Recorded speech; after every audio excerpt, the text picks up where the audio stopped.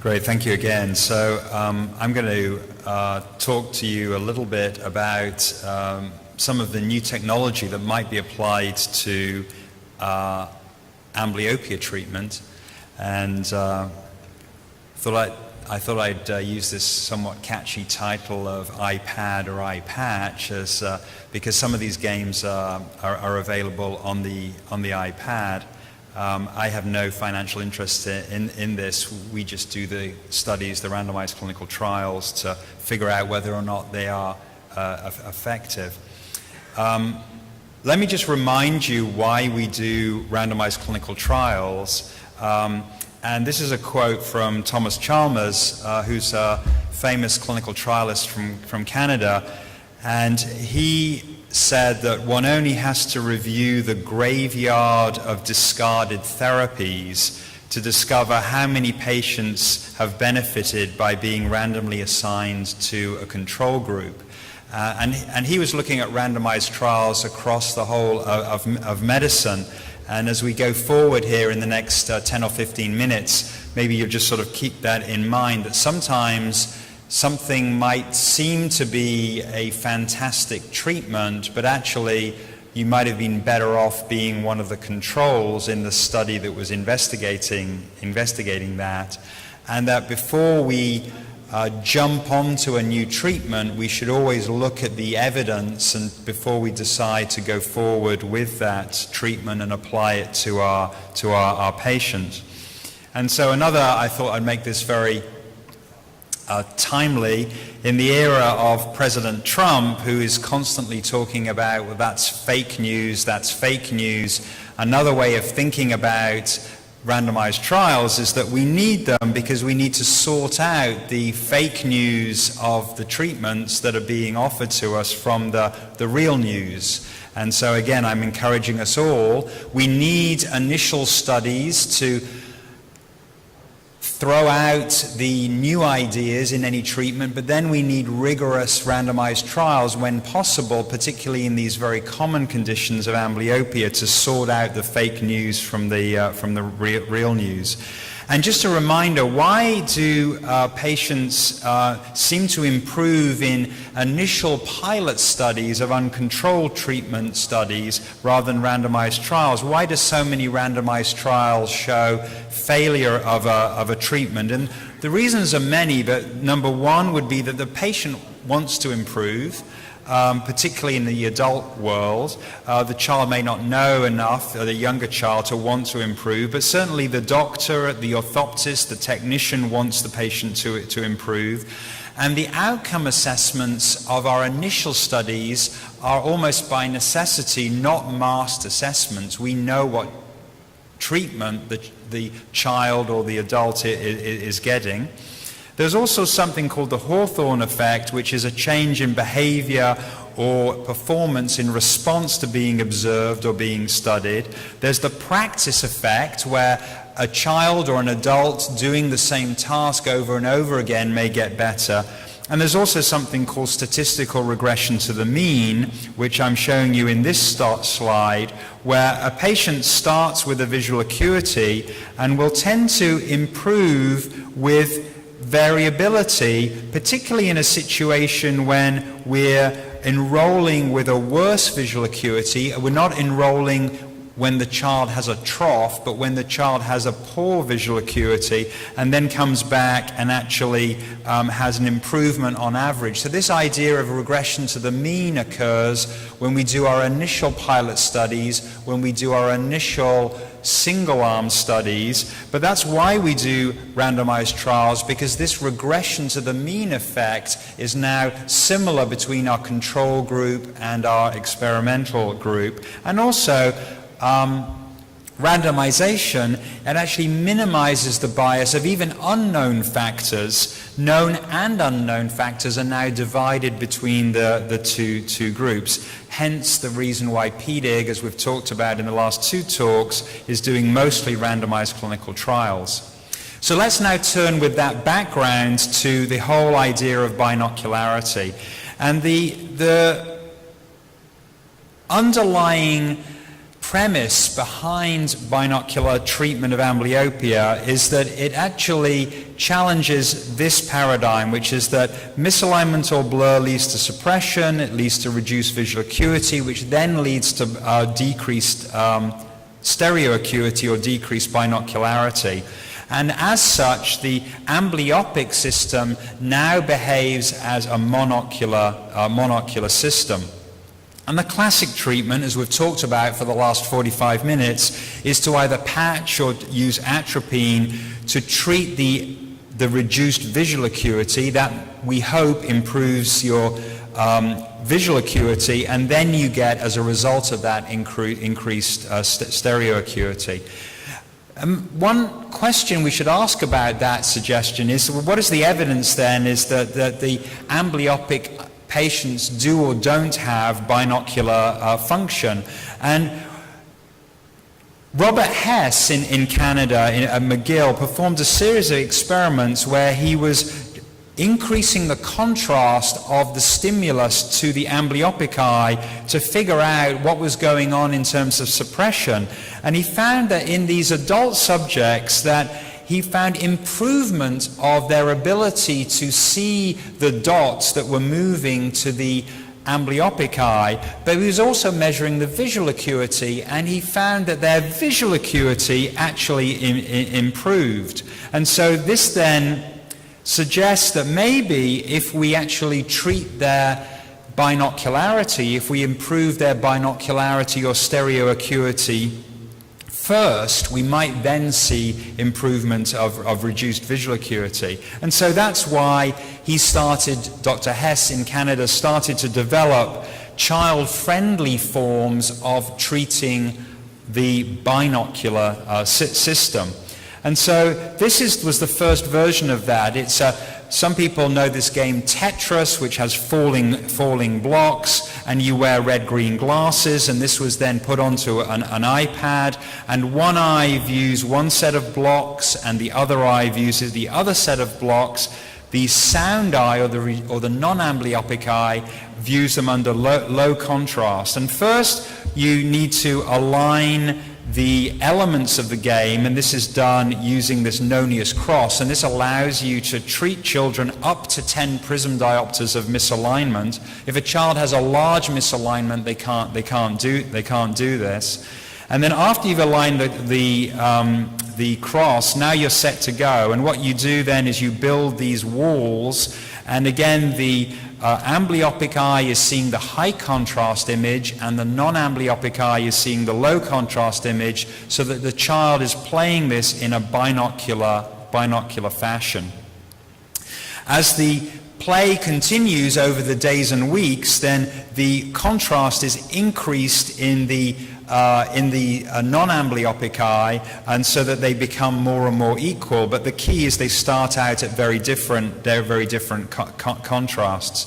So the initial pilot studies were extremely encouraging, and we thought this is going to revolutionize the treatment of amblyopia. And so what we did is we did a randomized clinical trial where we took children, and half of them received the binocular iPad game, and half of them received the standard treatment of patching. And we did a masked assessment of visual acuity. The visual acuity testers did not know the group that the child was assigned to, and we did a final test of visual acuity at 16 weeks. And we designed this study as a non-inferiority study, which was asking the question, is the binocular treatment non-inferior to patching? Because you've already seen the data that Farouk and myself have shared with you, that patching is clearly an effective treatment. So we had 190 children randomized to the binocular group, 195 randomized to the patching group. And what were the primary results? Well, we saw improvement in both groups, in fact. And then if we look at the mean improvement, it was an improvement of 1 line in the binocular group and 1 1/3 lines in the patching group, and that in fact favored the patching group. So it appeared that the patching group was looking slightly better than the binocular group. And indeed, when we did our non-inferiority analysis, we found that we could not find that the binocular treatment was non-inferior to the patching group treatment. And in fact, when we did a analysis of was in fact the patching treatment superior, it was in fact superior to the binocular treatment. So our summary then, and again in stereo acuity there was no improvement actually in either group in this particular study. So although technically from a statistical standpoint, because we didn't prove our hypothesis that it was not non-inferior, when we did a post hoc analysis we could conclude that it was not as good as. So this is an example of a study where it would have been better to be one of the controls, and that's why I introduced this talk by sometimes it's better to be a control, because the children who had the patching did actually better than the children who received the binocular treatment. What about safety? Well, there was a worry, and there has been a worry in the community, that these binocular treatments would actually induce diplopia. But what we found was that actually there was very, very rare diplopia, and it was somewhat similar between the patching group and the binocular group, and none of it was long-lasting diplopia. So let's take a step back and ask ourselves, why did the binocular treatment do so poorly in this particular study?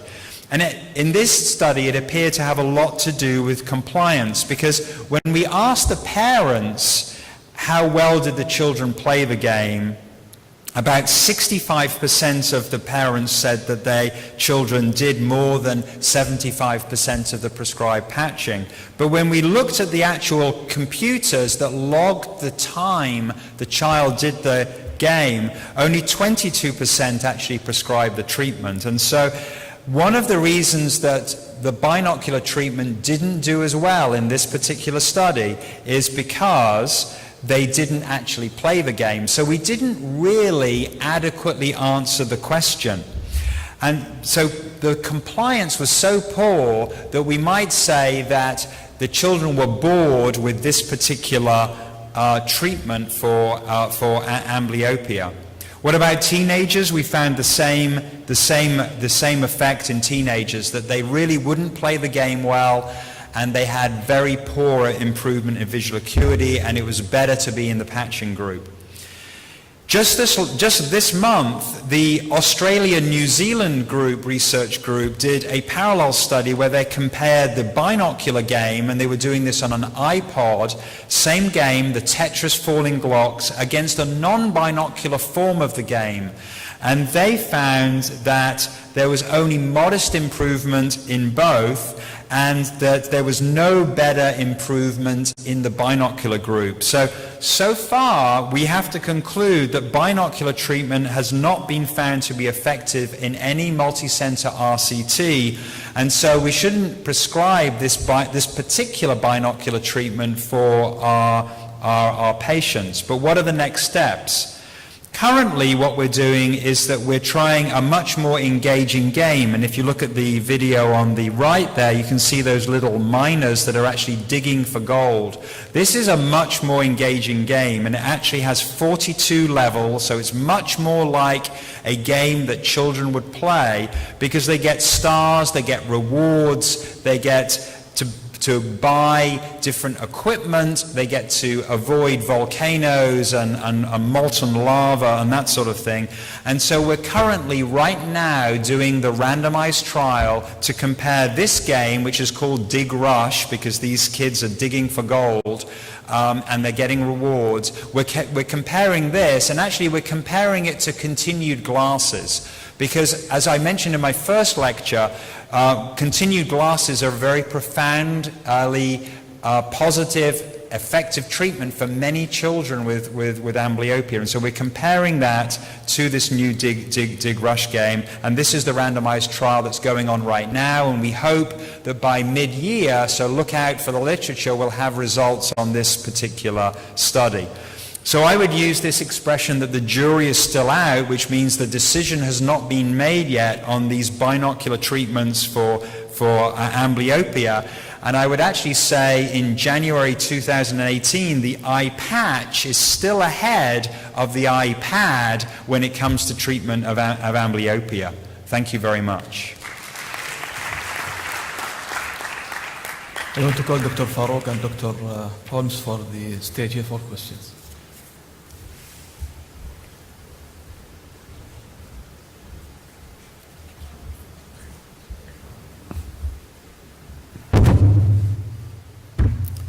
Actually, it seems the issue of non-compliance is there all the time.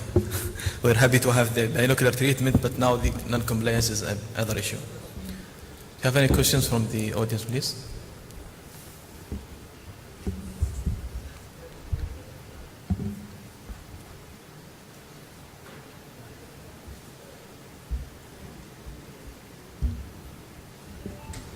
I think just to re-emphasize that the PEDIC investigative group have told us and taught us a lot regarding treatment of amblyopia, and particularly the hours of patching, from full day patching to 2 hours patching.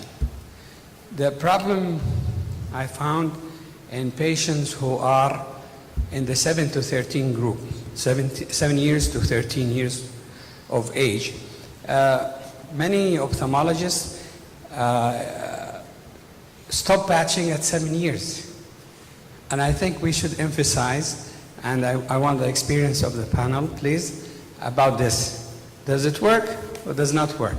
In my experience, it works a lot. You never know whose child is going to respond and whose child does not respond.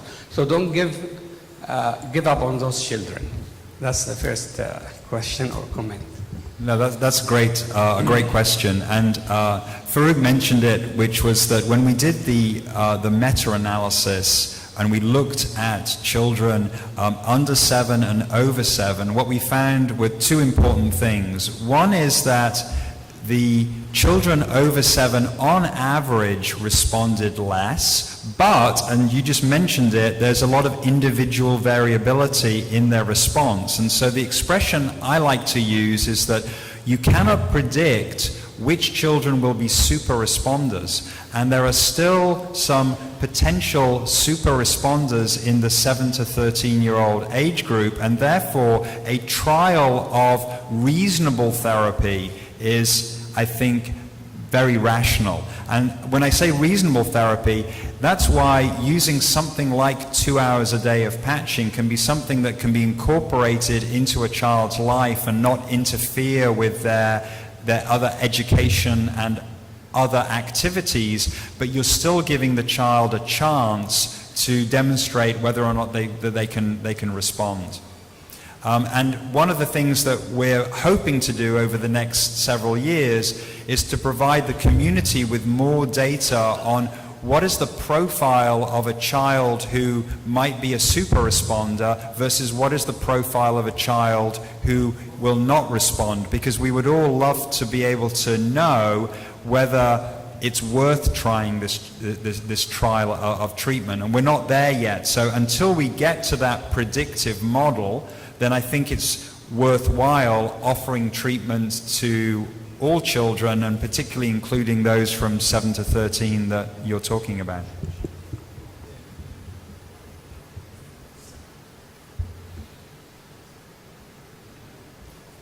Pushing it. Now it's better. One more, I think, comment that I can make is this age group is more amenable for different optical penalizations like contact lenses. So that's another thing to keep in mind. We in our clinic, we have good success with these kids that you can penalize the good eye through a contact lens treatment too. A lot of times they don't want to wear the patches because of it's not fashionable. So that could be a one way around it. I don't know you agree. Right, I think that together with that, I would say that it's unusual to find a situation where a child can't fit 2 hours of patching a day into their regime and not have to do it at school. So they can do some in the morning before they go to school, some in the evening, and so that's actually one of the somewhat revolutionary things that we discovered in PDIG, as you mentioned, is that we were very skeptical I was very skeptical personally that 2 hours would be effective in very many children, but we found that actually maybe even 2/3 of children will respond to what I call low-dose patching. And that's the great thing about low-dose patching, is you can fit it in around your schedule and avoid many of those social issues that we have to recognize are there if we treat much more aggressively. Dr. Holmes, do you think less than 2 hours, and let's say half an hour, 1 hour, does that do anything at all? I think it does, and the reason is that the Alistair Fielder from London, England, devised an occlusion dose monitor, which is neonatal EKG electrodes underneath the patch to a little data logger. And so he actually measured actual wearing time. And as you mentioned, we studied in PDIG prescribed dose, but he measured actual wearing time. And if you look at his scattergrams of response against the dose, there are still some children who, on the one side of the graph, only performed 30 minutes or 1 hour a day, and some of them did respond. Again, I would describe those as super responders. There are, however, on the other hand, some children who really did 11 or 12 hours a day and actually had no response. And those children, on the one hand, deserve further investigation, a more careful look at their optic nerve, at their macula, those types of things. But also, there may well be this small group of children who are resistant amblyopes, and that is an area that we need to do more research in and figure out better treatment. So we have never said from PDIG, and we always get criticized as, 2 hours a day doesn't work, but you have to see this as the glass 3/4 full and not a quarter empty, because 2/3 to 3/4 children respond to low dose, and you can reserve the more intense therapy for the children who don't respond that way. You're saving many families from the agonies of having to do high dose treatment. Okay, the second comment is patching and glasses at the same time, or glasses initially and then patching later on. Like you, I started initially by glasses and patching simultaneously.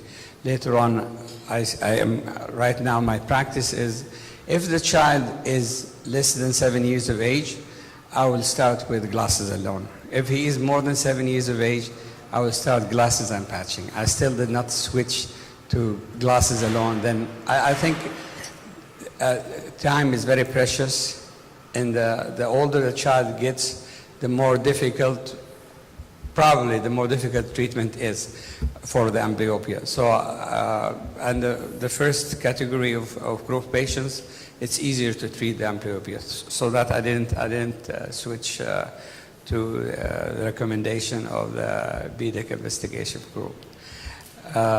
What is your comment on that? No, what do you think of this strategy? I certainly understand that approach, and we don't have as much evidence on the optical treatment of amblyopia in older children and even in adults.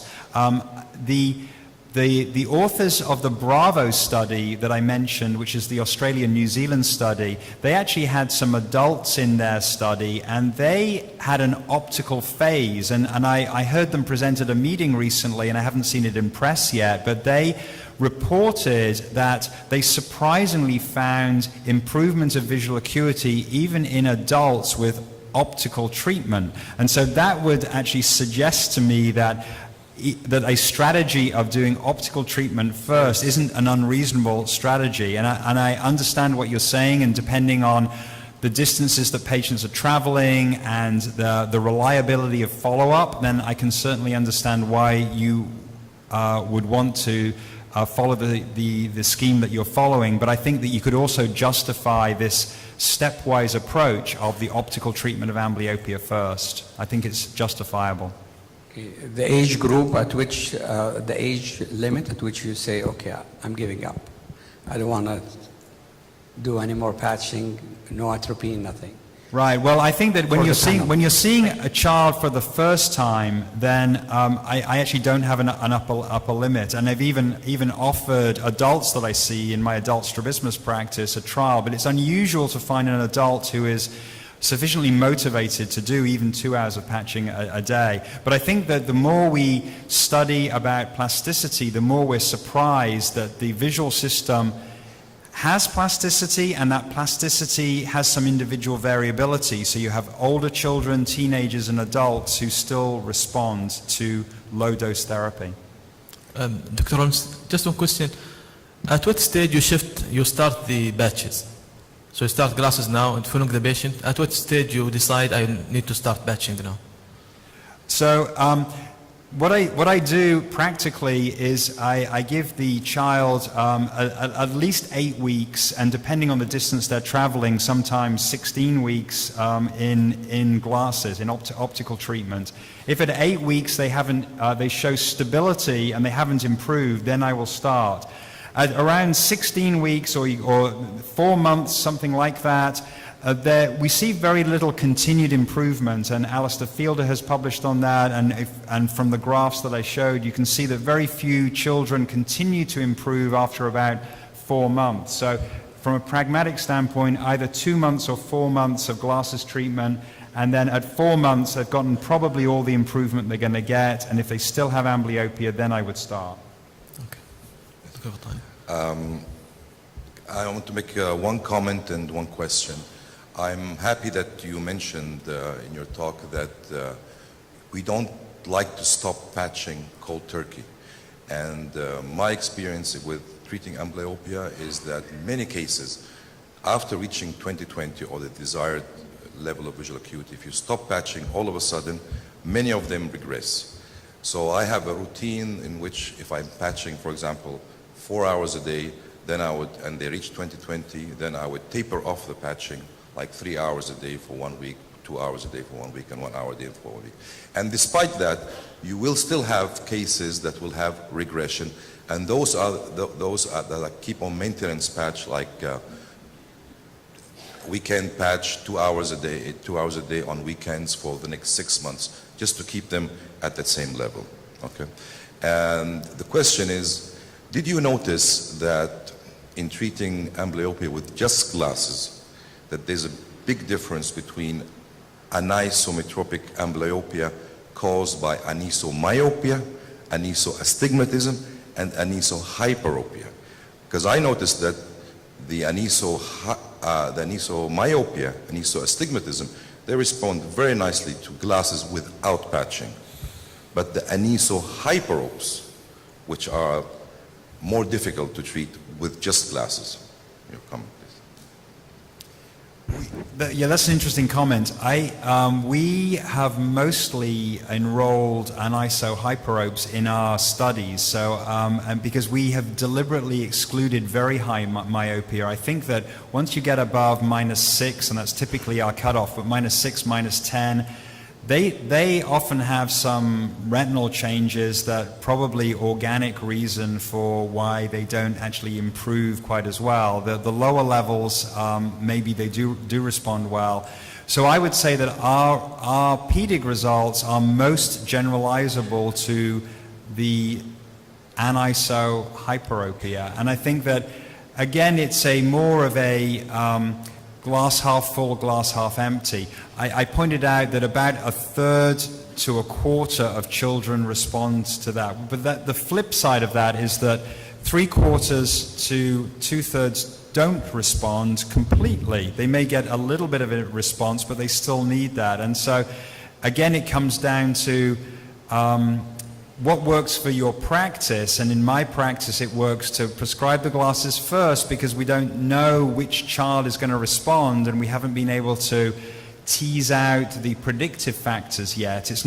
The predictive factors don't seem to be quite as straightforward as their pure refractive error. There seems to be something else going on. So we'd like to discover what those predictive factors are. So I'm interested in your observation, because it may be anisohyperopia plus something else that predicts poor response, because at least a third to a quarter of our anisohyperopes did respond, and that's the data that we've published. I have one question.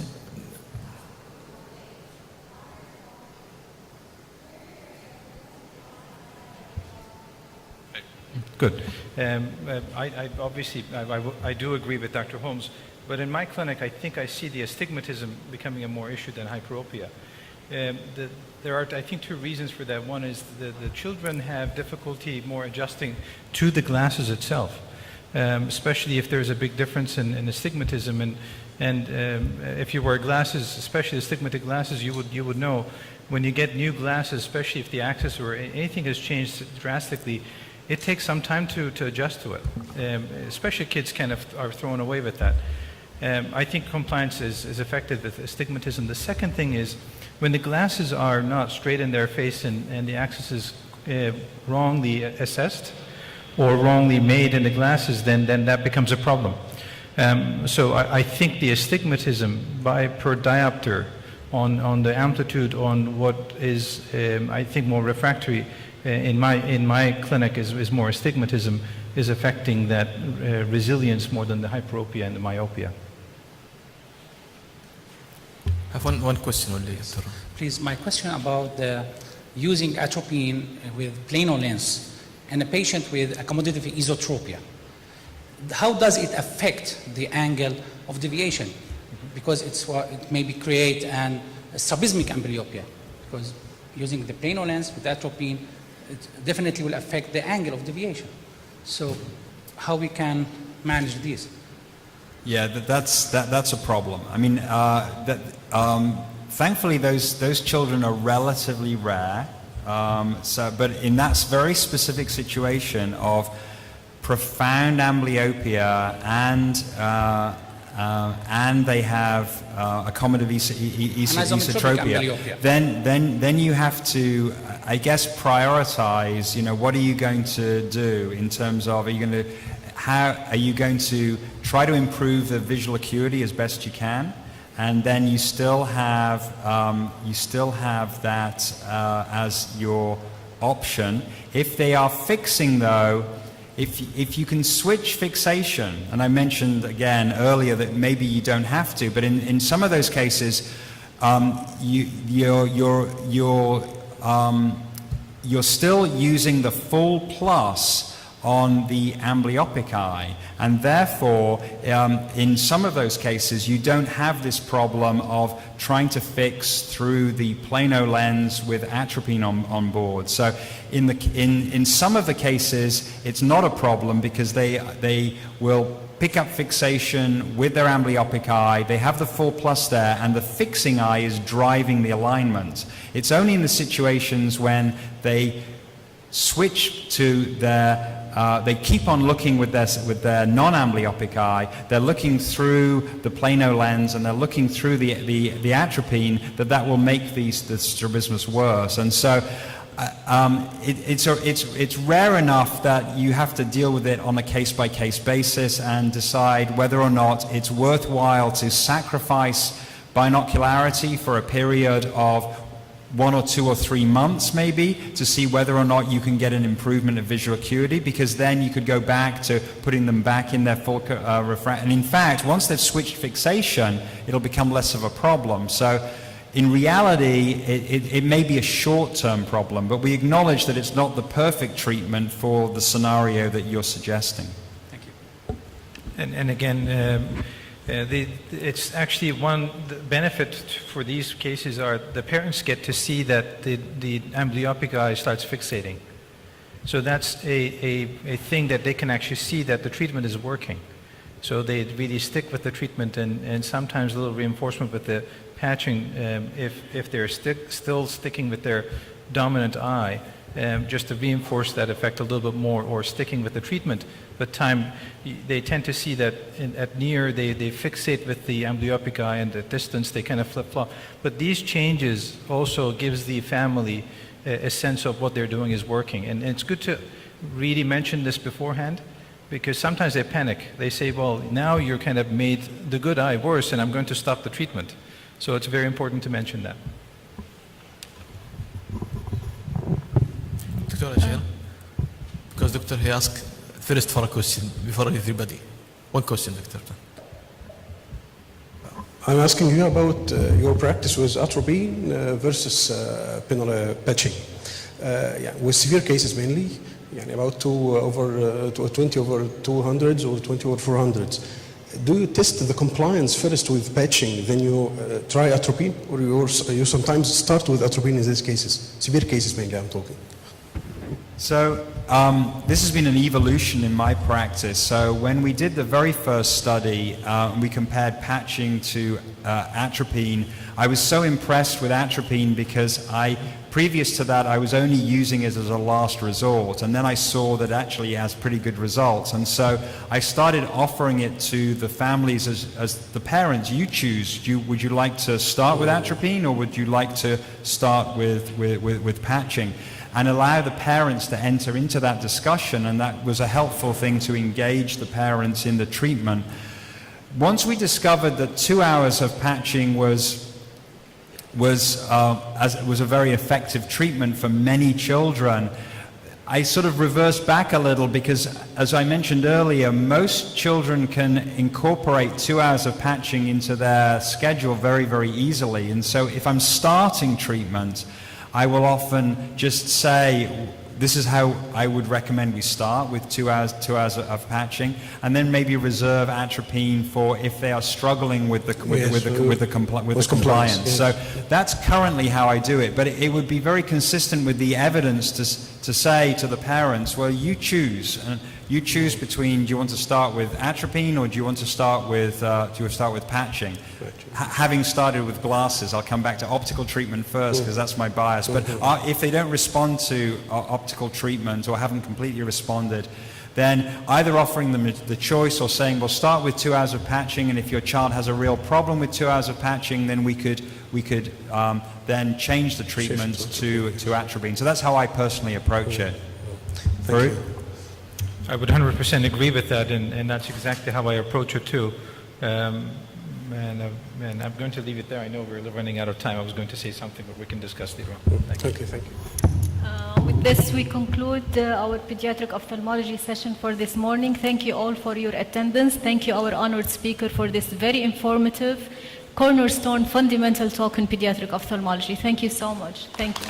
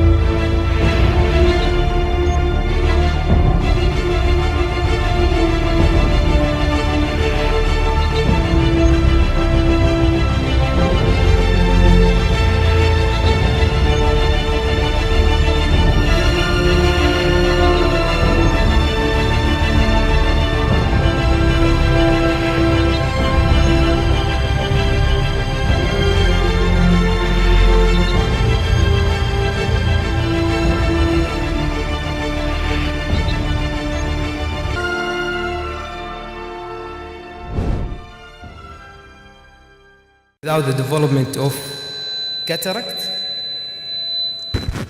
the subluxated lens can induce significant visual symptoms. The surgery is not straightforward, and this is very important to know that before the surgery. It needs special skills and special instrumentation. It can associated with comorbidity or complication, usually like dropped lens, vitreous loss, retinal detachment, aphakia, or subluxated IOL. When you should interfere with the cases of ectopia lentis, the timing is very critical, especially in cases of pediatric age group because of the risk of amblyopia. So if you can refract the child through phakic or aphakic part of the pupil, it's better to wait since the vision is still good. But if the vision is not good and the patient developed amblyopia, you should go and interfere to treat amblyopia or to prevent amblyopia if it's not developed yet. While in adult, it's late versus early. You should consider going for surgery if there is progressive subluxation, if the lens is bisecting the pupil, and if you have threatened posterior or anterior dislocation of the crystalline lens. Regarding the management, if you are uncomfortable or not skilled or don't have the facility to go for surgery in these cases, pars plana lensectomy and aphakic contact lens is not a bad option if you don't have a referral facility. Always you should document in the preoperative evaluation, you should document where is the zonular weakness and what is the extent of the zonular weakness. If you have inferior subluxation, this is the worst scenario, where there is 360 degree of the zonular weakness, and you should look for the presence of or absence of the vitreous prolapse, presence or absence of the phacokinesis, and you should look for that before you dilate the pupil, because in the mid-dilated pupil, the pupil will fixate the lens and you will not be able to see the phacokinesis. You should always examine the patient in supine position. If you have 360 degree zonular weakness, the lens might be far posterior away from you on the operating microscope. Then think of BBL again. There is usually presence of comorbid conditions, not usually, sometimes, like the glaucoma, so you should always do gonioscopy and check for the optic nerve cupping. Evaluation by internist is very important, especially to rule out systemic association. Sometimes you have thrombosis risk, so you should be aware before going for general anesthesia. You should thoroughly counsel the patient and consent him for all possible complications, for all plan A, plan B, or even plan C. What is the warning sign that you should be aware to before you interfere or before you think this is a case of lens subluxation? The visibility of the lens equator during the eccentric gaze, so you should ask the patient to look to the right or to the left, even with dilated pupil, to see the equator of the lens. Iridolenticular gap, changes in the contour of the lens periphery, relatively deep or irregular deep anterior chamber, the focal iridodenesis, phacokinesis, as we said, vitreous prolapse, lens subluxation in advanced cases that is bisecting the pupil and it's easy to see. In the techniques, I will just make it very simple. You either want to take the lens with its capsular bag. In the procedure, we call it intracapsular cataract extraction.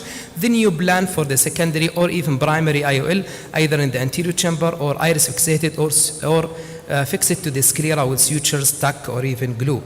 But if you are comfortable, you can save the bag. You can preserve the bag by fixating it to the sclera, then implanting an IOL in the bag. This is the first scenario. This is a case of Weil-Marchesani syndrome. Can I have the video, please? This is a case of Weil-Marchesani syndrome. You can see here how the lens is very subluxated away from me during the supine position. I elected to go for intracapsular cataract extraction. It's very simple. Just go with a large incision, wait for the cryoprobe to hold the lens, and just slightly pull the lens out. It's not difficult usually to remove such lenses. then you need to go for anterior vitrectomy, and for my case here I select to fix a primary scale fixated IOL, where here I'm loading the CIF4 long curve needle in the holes of each haptic of the special design scale fixated IOL. Then I fix it through a pocket created on each side of the limbus. The second scenario is to preserve the lens and to the lens capsule and to implant the IOL in the back. You should be aware, this is the steps I will go through it just quickly. For the incision, always try to go away from or opposite to the site of the zonular weakness, but be careful not to jeopardize your surgical ability by this, so you can create the incision anywhere if you are not comfortable. Use repeatedly a heavy or dispersive viscoelastic devices to tamponade the vitreous face, preventing the vitreous loss, and to keep the anterior chamber always formed. Usually you will have some pupillary, you will have small pupil, so always consider mechanical dilation if you need, so be ready with your iris hooks. For the capsulorhexis, use cystosome needle to initiate the capsulorhexis. Again, start away from the area of the zonular dialysis to avoid further zonular damage. Use a second instrument for counter pressure or counter traction. Virus capsulorhexis caliper will be a good option. The newly FDA approved ZIP2 system, it's a nanopulse capsulotomy, which you will see in the next slides, that is of great help in these cases. And of course, femtosecond cataract surgery is very important in these cases, as we'll see in next slides. For me, I like to have complete capsulorhexis before I start my surgery, although you can still go with partial capsulorhexis, then pull slowly the capsular back to center it and complete the capsulorhexis, but be aware of the risk of capsular tear if you pull strongly with the hooks. This is the ZIP2 device system. You can see here, I'm not sure if this is working, maybe it's not clear, but you can see there is this inferiorly in the right side, this is the console that will generate the nanopulse,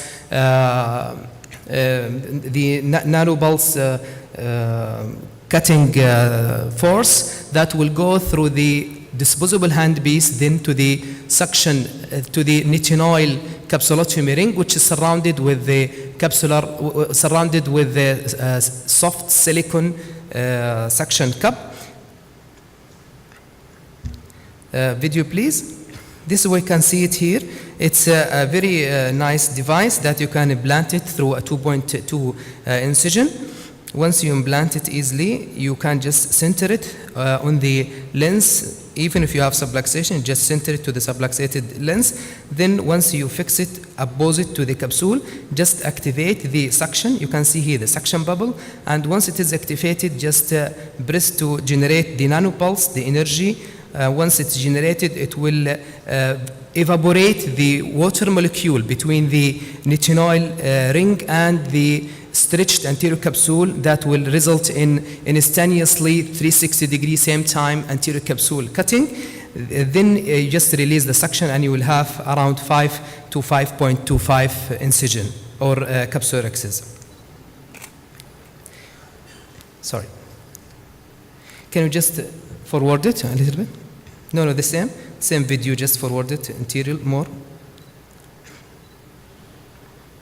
From the center, please. Yes. You can see here how good this device to have on the right side. This is the device. You can see when you apply the suction, the lens will not move a lot, so you will not induce much of movement of the lens, and you will preserve the remaining healthy zonular zonules. While on the left side, you can see while you are pulling against the weak zonules, you might have more zonular damage. For the lensectomy, if it is soft, just go with a supracapsular phacoemulsification that will virtually eliminate the zonular stress. Consider the viscodissection before implanting the CTR to prevent cortical entrapment. If you plan to insert CTR before lensectomy, I advise to implant the CTR as late as possible. Minimize lens rotation, as this will decrease the stress on the zonules. If it is soft, use Simco or low fluidics phaco, and if it is hard, chop techniques is a preferable choice. Avoid anterior chamber collapse by repeatedly injecting a heavy viscoelastic or dispersive type. And the cortex should be stripped along the vector tangential to the capsular bag periphery to decrease the risk of further damaging of the zonules. This is very important slide. Just concentrate with me, please. We have two things, two devices: the equator supporting devices and the capsule supporting devices.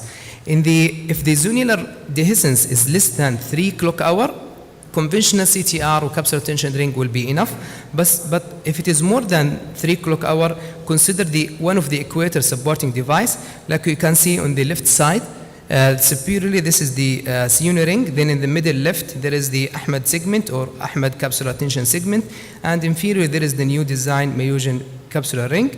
On the left side is the capsule supporting devices. You usually need the equator supporting device like the CTR with these types, but this will help in supporting the bag, and usually during the phacoemulsification or just to center the bag. Examples of these devices, like right in the upper side is the ASI anchor, in the middle right is the McCool capsular support, and in the bottom right is the MST capsular supporting hook, the new design. I'll just go through this just for the time. Video, please. This is a case of Marfan syndrome. In this case, I use the MST capsular hook to bring to center the bag, and the Siuni ring to support the bag to the sclera. After I did small even capsulorhexis, I use the MST just to slightly center the bag, not much, because if you pull more, you will have a tear.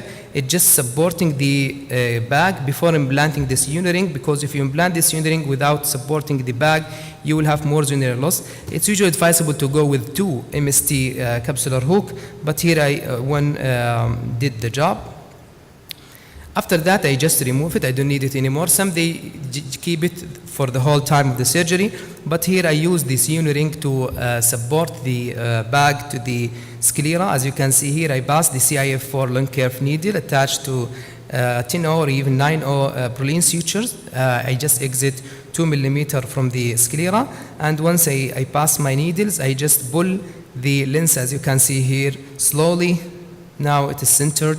Once I fix it to the sclera, you can just inject some of the viscoelastic again, and it's a normal phacoemulsification.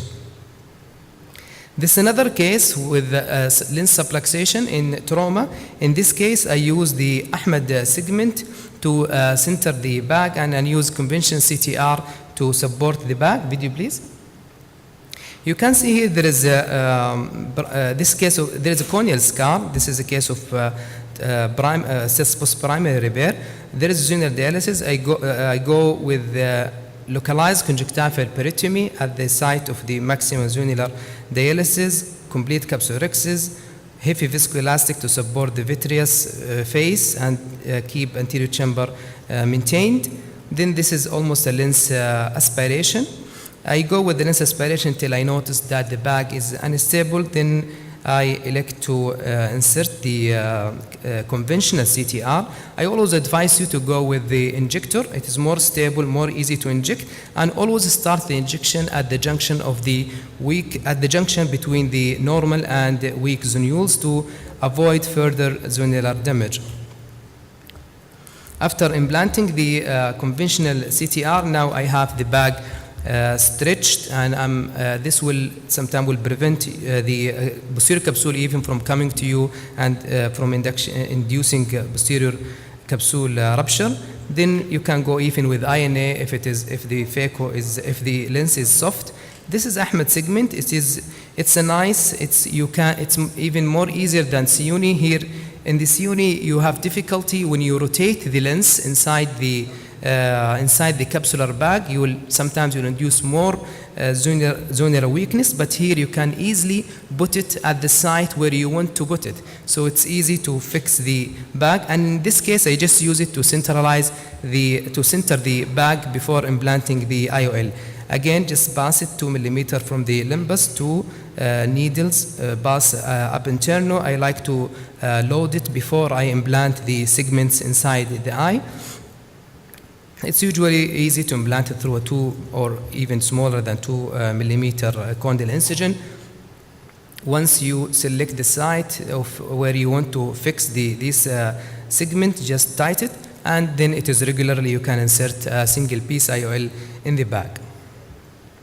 Finally, before I leave, I found the femtosecond Akattak surgery is very important in these cases.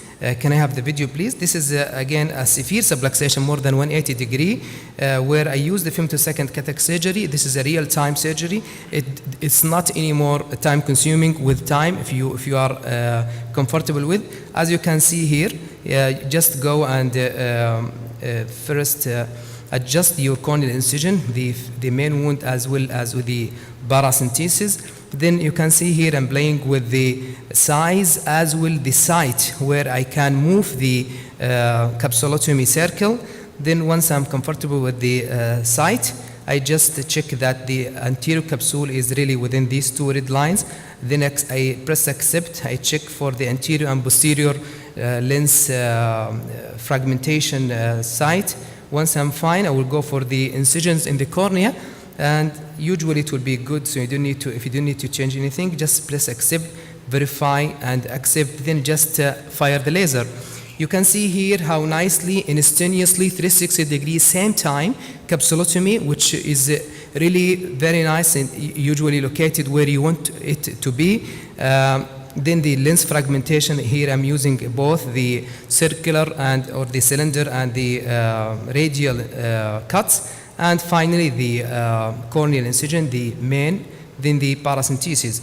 After these cases, sometimes you will have a small pupil, but don't be afraid, panic, just inject intracameral epinephrine. This will dilate the pupil very nicely. If you need also, you can use the iris hooks. Before I open the eye, I create localized conjunctival peritomy at the site of the maximum zonal weakness, and after I achieve the hemostasis, I just go with the surgery. I will not go over the surgery total, but here you can see how easily, how comfortably I can remove the capsular excess. In conclusion, the careful preoperative evaluation, recognition of these cases usually will help you in making proper planning and at the end good possible outcome. A variety of surgical techniques and devices are available to achieve successful clinical results and restore useful vision. Thank you. Thank you, Dr. Saad.